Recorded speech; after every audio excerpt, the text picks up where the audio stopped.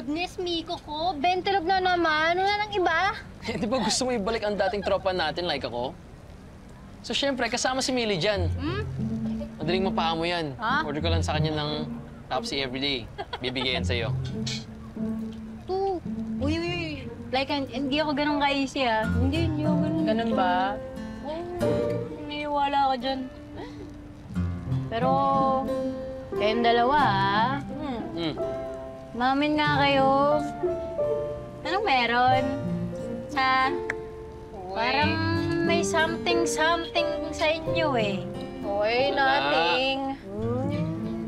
Millie, I promise you nothing, ha? Me and Miko, just friends.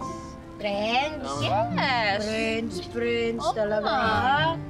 Eh, bakit lagi kayo magkasama? Malisyoso nito. Kaya nga kami magkasama kasi friends. Di tulad nyo ni Dos. Ano? Nax, nakadevelopan. Anong developan? Uy, hindi ah. Joke lang yun. Joke lang yun. Acting lang kami nun ni Dos. Parang kay drama, ganun. Para layuan ako ni Axel. Alam mo, Millie, hindi magwo-work yan. Ay, nako, gusto ko, 500 pesos, hindi yan titigil. Si Axel, Diyos ko, Lord. Sa tingin ko mag-work. Ha? Sige na, pupusta din ako. 500. Gustahan po. Titigil si Axel. Tsaka feeling ko magkakatuluyan sila ni Dos at Millie. Nasabi mo. Nasasambit ako sa sinasabi mo. Alam mo, sa dami ng lalaki dito, si Dos talaga. Alam mo, Millie, kung gusto mo talagang mag-work yung binabalak mo, pumili ka ng pogi. Pogi? Drop dead pogi talaga. Tapos, yung hindi maasim. Tapos, dapat may abs. Kailangan may abs, ha? Para si Miko. Diba? Oh my God. Wait. Ba't hindi na lang kayong dalawa? Ay! Double na! Makayak naman, grabe. Parang nawala na ako ng gana. Ang pangat ang lasa ng bentilog mo. Ganon. Sige, subukan mo yung durayan talaga. Hindi ka na makaka-order dito forever. Sinasabi ko sa'yo. Ay, hello, oo. Like, ano na, work tayo, oh.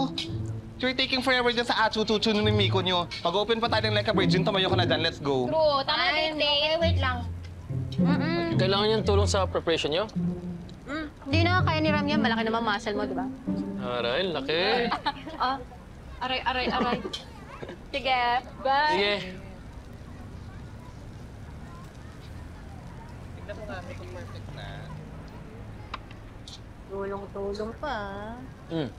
May something talaga eh. Ano?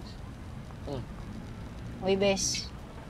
Bawal sa lawaan dito, ha? Sinasabi ko na ngayon, ha? Millie, hindi nga. Tsaka, hindi ako sa lawan, ha? Si Princess naman, may sawa na din. Ha? Bakit sila na ba ni Wes?